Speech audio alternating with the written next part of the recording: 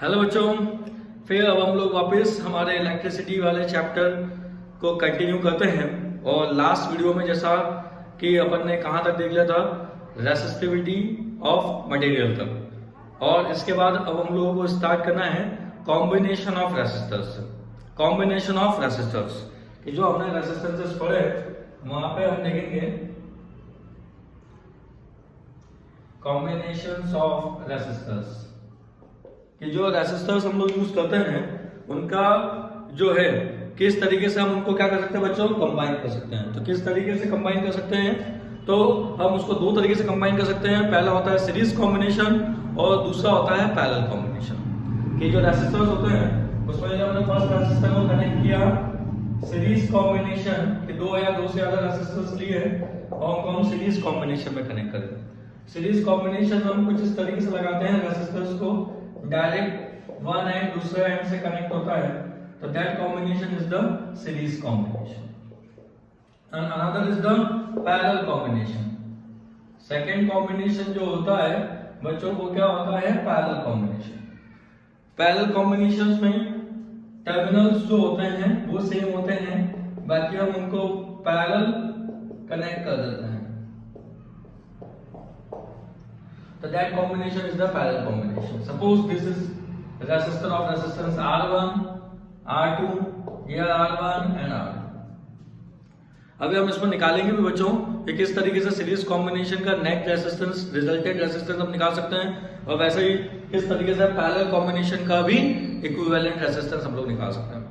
Series combination में अभी याद रखने के लिए हम ध्यान रख सकते हैं कि सीरीज कॉम्बिनेशन में जो ओवरऑल रेजिस्टेंस होता है बच्चों वो इंक्रीज हो जाता है। जैसे यहाँ पे हो जाएगा R1 plus R2 and resistance हुए तो R1 plus R2 plus R3 plus Rn, and here if we connect the resistor into parallel combination then 1 upon Rp which is equal to 1 upon R1 plus 1 upon R2 plus this।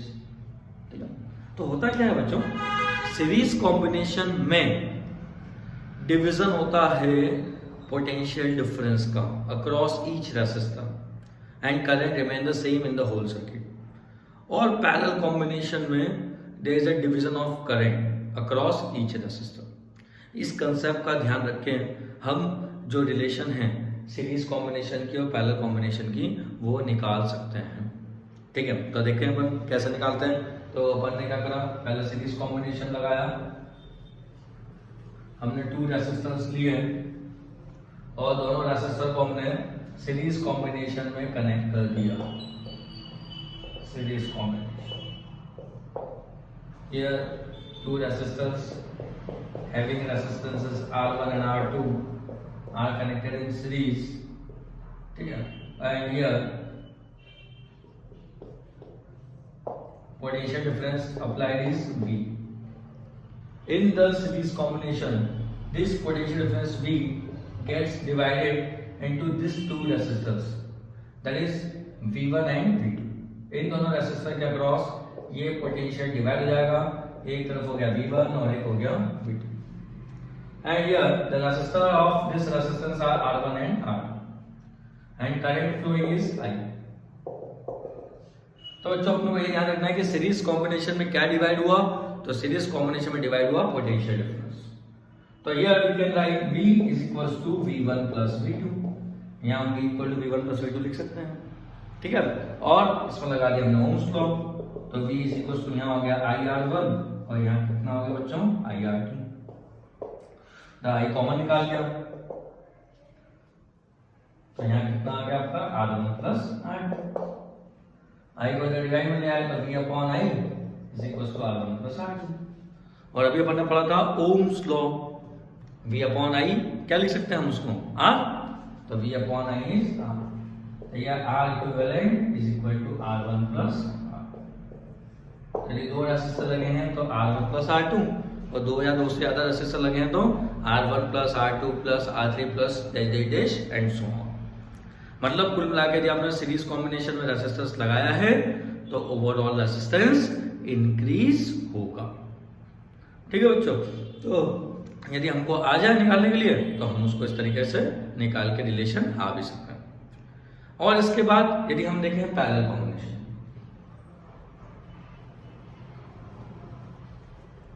तो क्या होगा बच्चों parallel combination. तो parallel combination के लिए हम लोग बात करेंगे,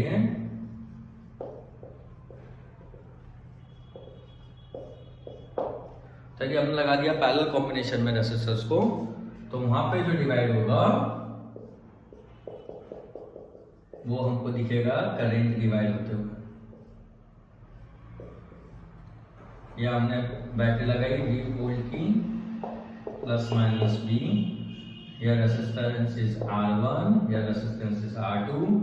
Now here current is I, and this current I divided into two parts, I1 and I2.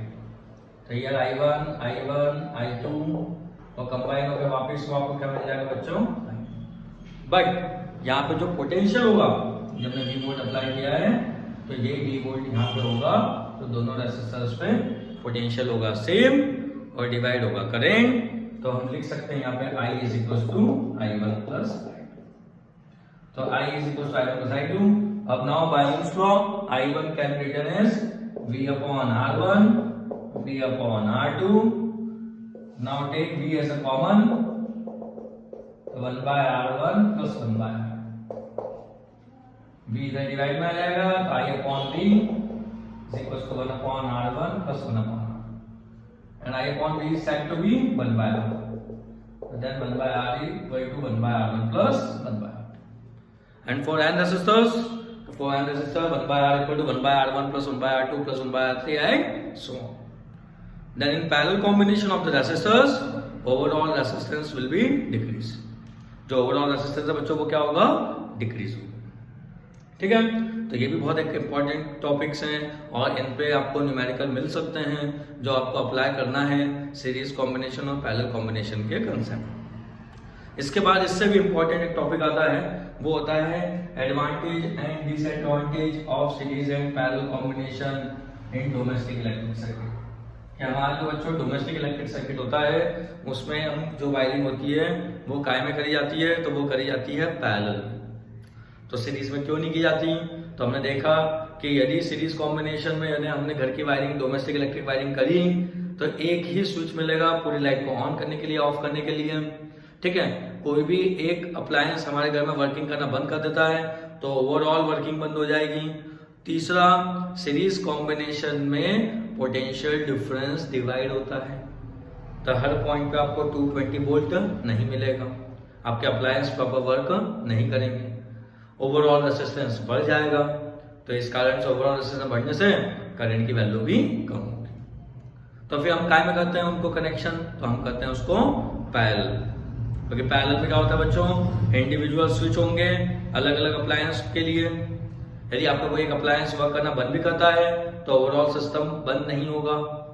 उसके बाद यहाँ पे जो होता है पोटेंशियल डिफरेंस सेम होता है, कोई डिवीजन नहीं होता, ओवरऑल रेजिस्टेंस भी यहाँ पे कम होता है। तो ये यदि आ जाता है लिखने के लिए एडवांटेज और डिसएडवांटेज वाला कंसेप्ट, तो वो आप इस तरीके से लिख के आ सकते हैं। इसके बाद